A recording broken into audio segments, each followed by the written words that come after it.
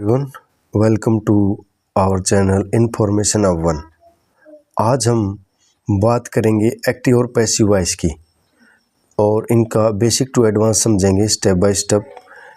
और ये जो है सभी परीक्षाओं के लिए उपयोगी है, चाहे हमारी 6 to 12th क्लास तक की हैं क्लासें या हमारी कॉम्पिटिटिव एग्ज़ाम की हैं, सभी के लिए जो है ये यूज़फुल रहेगा। तो स्टेप बाय स्टेप हम देखेंगे इसमें। तो एक्टिव पैसिव वॉइस के लिए सबसे पहले आपको जो है बेसिक नॉलेज होनी चाहिए टेंस की। टेंस के लिए आपको वर्ब की नॉलेज होनी चाहिए, कम से कम 200 से 250 वर्ब जो मेन है वो तो आपको जो है याद होनी चाहिए, ताकि आप उसमें पहचान सके टेंस में एक्टिव पैसिव वॉइस में भी वर्ब कौन सी है।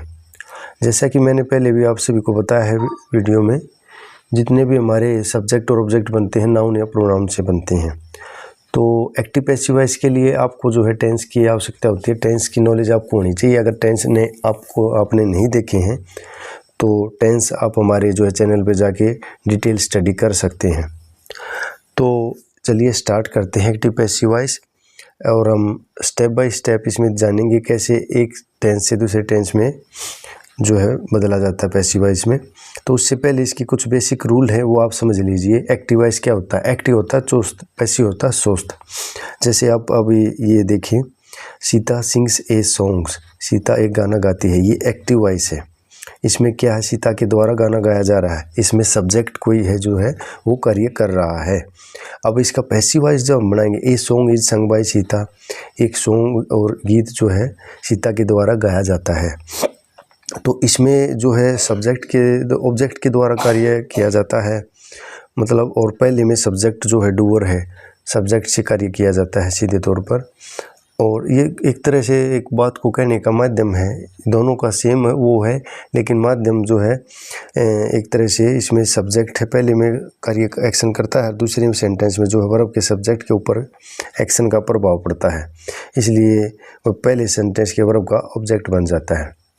जैसे ए सॉन्ग है, जैसे इसमें ये ए सॉन्ग है, ये यहाँ इसका अभी देखिए, ए सॉन्ग है ये ऑब्जेक्ट है, सीता इसमें सब्जेक्ट है, सिंग्स जो है वर्ब है, ए सॉन्ग इसमें ऑब्जेक्ट है, यहाँ पर सीता सब्जेक्ट है।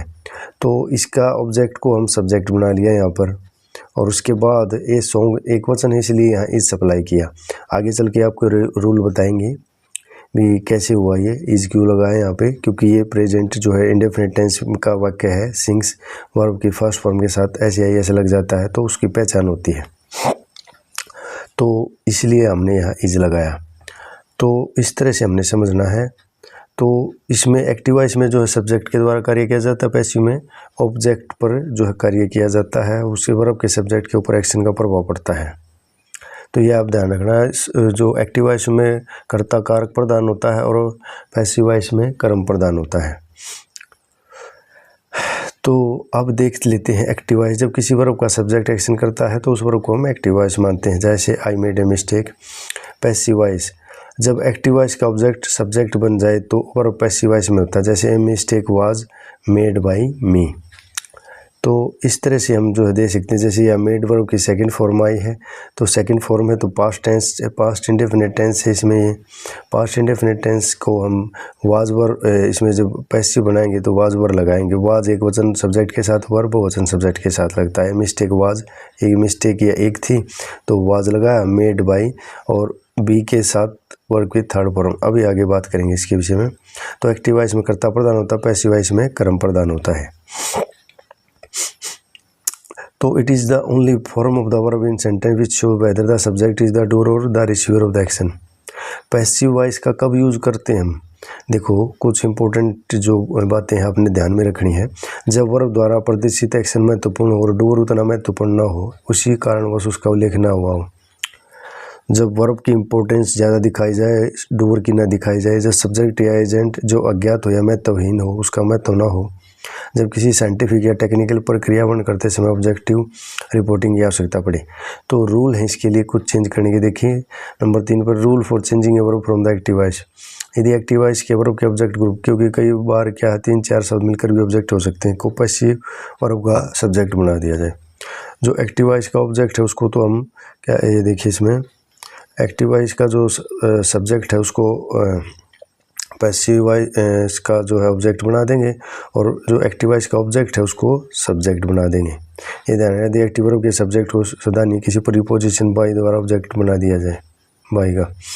तो ये देखिए एक्टिव वॉइस का वर्ब पास्ट पार्टिसिपल वर्ब की थर्ड फॉर्म में लगेगा, उससे पहले passive verb be, is, am, are, has been, will be, is being आदि लगेंगे। तो इसमें मैं आगे चल के बताऊंगा इसकी डिटेल। पैसिव फॉर्म मस्ट भी है पास्ट पार्टिसिपल, तो past participle form of the finite verb, verb की थर्ड फॉर्म ये चीज़ है इसमें। Some form of the verb to be use according to the sense के अनुसार प्रयोग होंगी। और जैसे देखो everybody, everyone, they, people, someone, somebody, anybody, ये सब ड्रॉप कर दिया जाता है जब ये माना जाता है, जब इनको पैसिव वॉइस में बदलते हैं कि भी ये तो to be change into subject में जब इनको बदला जाएगा तो एस फर्स्ट या निश्चित सब्जेक्ट इनको हटा दिया जाता है, इनको नहीं रखा जाता, इनके अंडरस्टूड कर लिया जाता है। The tense of the verb does not change, जो टेंस है वर्ब का वो चेंज नहीं होगा, ये ध्यान रखना।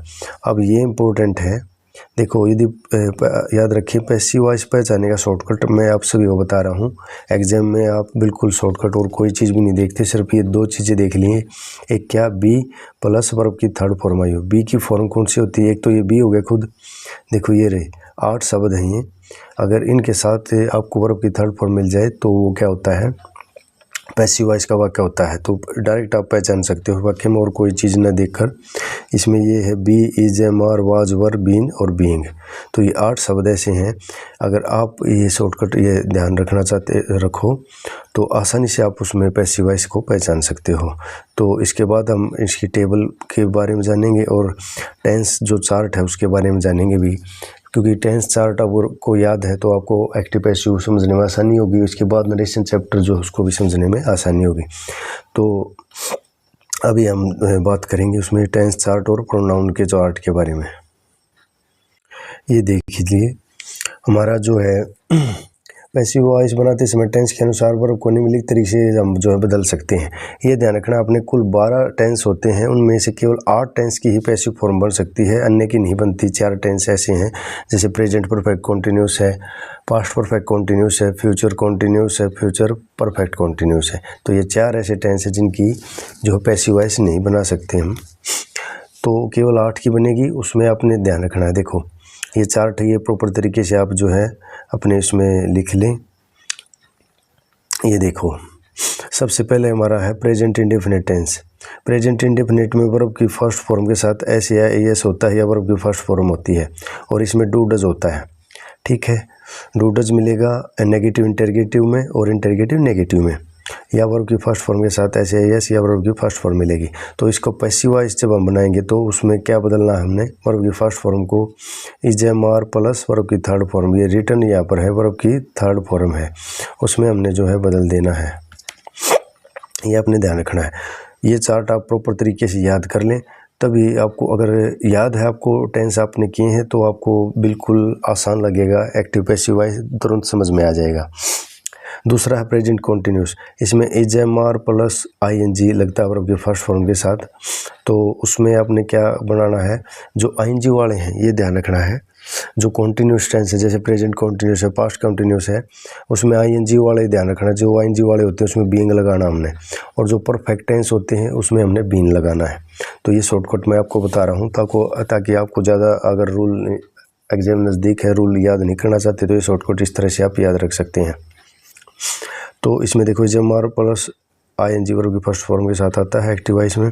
पैसिव में हो जाएगा is, am, are being plus verb की थर्ड फॉर्म। वर्ब की थर्ड फॉर्म पैसिव वॉइस में जरूर ध्यान में रखिए, मैंने बताया था बी प्लस वर्ब की थर्ड फॉर्म, बी की 8 फॉर्म, और ये आपने ध्यान में रखना है। तो ये हो गया हमारा। इसके बाद आता है हमारा प्रेजेंट परफेक्ट टेंस, इसमें हैज है प्लस वर्ब की थर्ड फॉर्म है यहाँ पर ये, और अब इसको बदल देना हमने, हैज है बीन प्लस वर्ब की थर्ड फॉर्म में। पास्ट इंडेफिनिट टेंस है, वर्ब की सेकंड फॉर्म होती है, और इसमें जो डिड होता है, डिड के बाद फर्स्ट फॉर्म लगती है पास्ट इंडेफिनिट टेंस में। या तो डिड मिलेगा, डिड वाला वाक्य मिलेगा, या वर्ब की सेकंड फॉर्म मिलेगी। तो उसको आपने बदल देना है वाज वर्ब प्लस वर्ब की थर्ड फॉर्म में। ये वाज वर्ब प्लस रिटर्न है, वर्ब की थर्ड फॉर्म है। इसके बाद आता है past continuous tense. Past continuous tense में वाज वर्ब प्लस वर्ब की फर्स्ट फॉर्म के साथ आई एन जी लगता है, और इसको हम बदल देंगे was verb plus being plus return अर्थात वर्ब की थर्ड फॉर्म साथ में लगानी है, ये ध्यान रखना। पैसिव वॉइस में बिना वर्ब की थर्ड फॉर्म के नहीं वाक्य बनेगा। और जैसे पास्ट इंडेफिनिट में बताया था आ ई ए या था थे थी, ये इस तरह की इसकी हिंदी पहचान थी।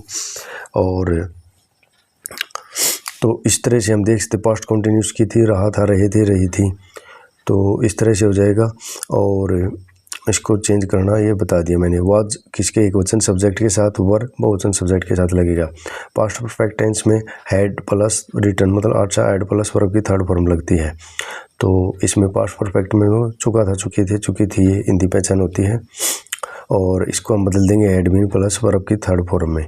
इसके बाद आता है हमारा पास्ट परफेक्ट कंटिन्यूस का नहीं बनेगा और ना ही प्रेजेंट परफेक्ट कंटिन्यूस का बनता है। फ्यूचर इंडेफिनिट में सेल विल प्लस वर्ब की फर्स्ट फॉर्म होती है। तो इसको हम जो चेंज करेंगे shall will be plus verb की थर्ड फॉर्म में चेंज कर देंगे, ये आपने ध्यान रखना है। इसके बाद हमारा फ्यूचर परफेक्ट आता है कंटिन्यूस। फ्यूचर कंटिन्यूस का नहीं हमारा जो है पैसिव वॉइस बनता, क्योंकि इसमें ऑलरेडी ये इसको सेल बी विल बी में हमने चेंज कर दिया। और जो फ्यूचर कंटिन्यूस होता है उसमें shall be will be already होता है, तो ऑलरेडी हमने इसमें चेंज कर दिया तो उसका नहीं होगा, क्योंकि उसमें फिर ING होता है तो उसका इसमें नहीं बनता, तो मिसमैच हो जाता है वो। फ्यूचर परफेक्ट टेंस है जो उसमें सेल है विल है प्लस वर्ब की थर्ड फॉर्म ये बनता है, ये ध्यान रखना अपने। इसका आप चेंज करोगे तो सेल है विल है बीन प्लस वर्ब की थर्ड फॉर्म ये लग जाएगा इसमें। तो ये आप जो है टेंस का चार्ट प्रॉपर तरीके से याद कर लें। ये याद हो गया तो आपको ये मान लो आपका 95% जो है पैसिव वॉइस गलत नहीं होगा, क्योंकि ये जो इन टेंसों वाला तो होगा नहीं, इसके अलावा कुछ और रूल रहते हैं वो अलग हम आपको करवाएंगे। तो ये 4 टेंस मैंने बताए जिनका नहीं बनता, ये आप नोट डाउन कर सकते हैं। Future continuous, present perfect continuous, past perfect continuous, future perfect continuous. अब हम एक्टिव से पैसिव वॉइस बनाते हैं तो उसमें एक टेबल रहती है प्रोनाउन वाली, वो भी हम देखेंगे। तो जैसे एक्टिव वॉइस में आई सब्जेक्ट है, वर्ब राइट है, ए लेटर ऑब्जेक्ट है। तो पैसिव वॉइस में जब हम बनाएंगे तो ए लेटर ऑब्जेक्ट को इसका पैसिव वॉइस का सब्जेक्ट बना देंगे। फिर उसके बाद इस सब्जेक्ट के अनुसार ही ये ध्यान रखना हमने ये सब्जेक्ट जो है ये एक वचन है या बहुवचन है, इसके अनुसार ये वर्ब हमने हेल्पिंग वर्ब यहाँ लगानी है। इज लगाई है जैसे हेल्पिंग वर्ब, तो इसके ए लेटर एक वचन इसलिए इज लगाई है। और यहाँ पर आई था तो इसके जो अगर ए लेटर की जगह और कोई बहुवचन होता तो उसकी जगह आर आ जाता है यहाँ पर, ये ध्यान रखना। A letter is written by, I का मी बन जाएगा यहाँ पर बाई मी। तो इसको प्रोनाउन चेंज करना, एक्टिव वॉइस का आई को मी बना देंगे और यू को यू रहेगा। थर्ड पर्सन है जो ही का हिम, सी का हर, दे का देम, इट का इट और हु का बाई हुम में। तो इस तरह से होगा, वो आगे चल के आपको बताऊँगा। तो पैसिव वॉइस में कब और क्यों किया जाए, जब सब्जेक्ट की जानकारी ना हो तो हम जो है इसकी जब ऑब्जेक्टिव इंपॉर्टेंस दर्शानी होता है, letter was written by Ram, तो इस तरह से हम वैज्ञानिक खोजों में पैसिव वॉइस का प्रयोग हो जाता है। जैसे telephone was invented by Graham Bell. Subject indefinite pronoun one हो, जैसे one must do one's duty, duty must be done. तो ये भी काफ़ी इंपॉर्टेंट आता है कई बार, ड्यूटी मस्ट बी डन। जो सब्जेक्ट किसी इंडेफिनिट हो निश्चित हो तो उसमें वन का प्रयोग होता है, one must do one's duty, तो इसका ड्यूटी मस्ट बी डन ये हो जाएगा। तो पहचान कैसे कर सकते हैं हम, क्या वाक्य एक्टिव है पैसिव हुआ। वर्ब में उसमें बी प्लस वर्ब की थर्ड फॉर्म हो तो ये मैंने बताया था आपको वाक्य पैसिव वॉइस का होता है। आई राइट ए लेटर, इसमें जो है बी के साथ कोई फॉर्म नहीं है तो इसमें फिनिट वर्ब है, केवल एक्टिव वॉइस का है, क्योंकि इसमें तो वर्ब टू बी है और न ही वर्ब की थर्ड फॉर्म है। पैसिव वॉइस में एक्टिव वॉइस का सब्जेक्ट निम्न तरह से बदला जाता है, देख लीजिए, ये आपने ध्यान रखना है, प्रॉपर तरीके से आपको जो है याद कर लेना है। ये देखिए जैसे फर्स्ट पर्सन है आई और बी, आई को मी में बदल देंगे पैसिव में, आई ए एक्टिव वॉइस का आई को मी में बदल देंगे, वी को अस में बदल देंगे। सेकंड पर्सन है यू को यू में बदल देंगे, ही को हिम में, सी को हर में, दे को देम में, और ये जो इट है इट को हु को हुम में, बाई लगेगा बाद में उसमें, हु को हुम में, हुम है तो हुम में हो जाएगा। ये वापस जो है इस तरह भी हो जाएगा और यहाँ से इस तरह हो जाएगा, ये आपने ध्यान रखना है। तो इसके बाद अब हम जो है ये आप चार्ट हो गया और टेंस चार्ट हो गया और प्रोनाउन चार्ट हो गया, ये आपने प्रॉपर तरीके से लिख लेना है, पढ़ लेना, याद कर लेना है। इसके बाद हम प्रेजेंट इंडेफिनिट से कंटिन्यू करेंगे, सभी बोर्ड पर जो है पढ़ाएंगे। सभी active passive voice one by one. धन्यवाद।